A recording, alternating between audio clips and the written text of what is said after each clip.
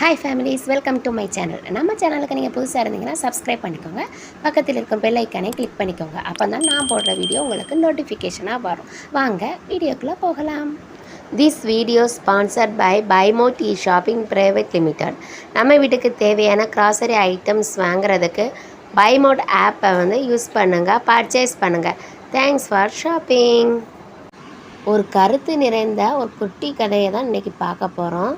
ஒரு தந்தையிடம் மகன் தனக்கு ஏதேனும் ஒரு துன்பமோ அல்லது மனக்கவலையோ ஏற்படும் போது கலங்கி நிற்பான். அப்போது அவனது பிரச்சனையை கேட்ட பின் தந்தை ஒரே வார்த்தையில், "இவ்வளோதானா? உன் பிரச்சனையெல்லாம் சரியாகிவிடும்" என்பார். அவனுக்கும் சில நாட்களில் அந்த பிரச்சனையோ துன்பமோ இல்லாது போய்விடும். அந்த மகனும் வளர்ந்தான். தந்தைக்கும் வயதானது. அவரது மகன் தற்போதெல்லாம் எந்த பிரச்சனை வந்தாலும் தந்தையிடம் சிரித்து கொண்டே சொல்ல ஆரம்பித்தான். ஒரு நாள் மகன் தந்தையிடம் கேட்டான், "ஏன்பா, நான் எவ்வளவோ பெரிய பிரச்சனைன்னு வந்தாலும் இவ்வளோதானா அப்படின்னு கேட்கிற? எனக்கும் அந்த பிரச்சனை சுலபமாக முடிஞ்சிடுதே, எப்படிப்பா?" என்றான். அந்த தந்தை சிரித்து கொண்டே சொன்னார், "சில வருடங்களுக்கு முன்னாடி பிரச்சனைனா கண் கலங்குவ. நீ கலங்கும்போது அந்த பிரச்சனையை எப்படி தீர்க்கிறதுன்னு உனக்கு தெரியாமல் இருக்கும். நான் இவ்வளோதானா அப்படின்னு கேட்டதும் உன் மனம் இது ஒரு பிரச்சனையே இல்லைன்னு ஒரு முடிவுக்கு அந்த பிரச்சனையும் முடிஞ்சுவிடும். இப்போது எவ்வளவு பெரிய பிரச்சனை உன் முன்னாடி இருந்தாலும் அதற்கான தீர்வு மட்டும்தான் உனக்கு தெரியும்.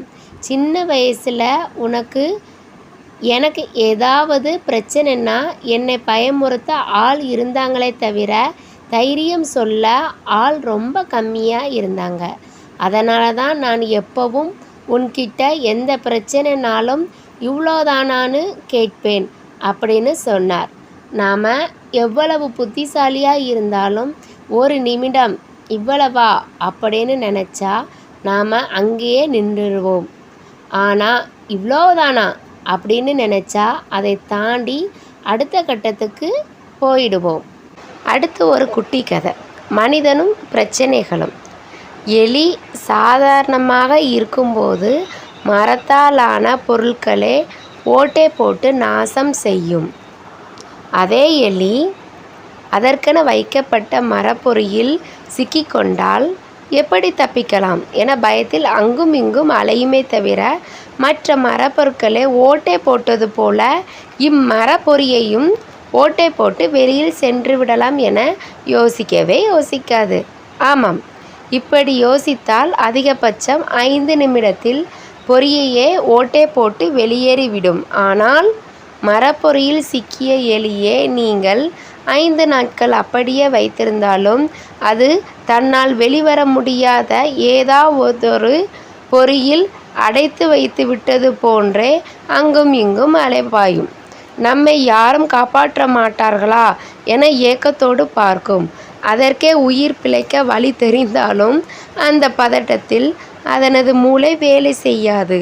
மனிதனும் பல நேரத்தில் இப்படித்தான் பல பிரச்சனைகளிலிருந்து வெளியே வர தெரிந்தும் பொறுமை இல்லாததால் தனது வாழ்க்கையே துறக்கிறான். தேங்க்ஸ் ஃபார் வாட்சிங்.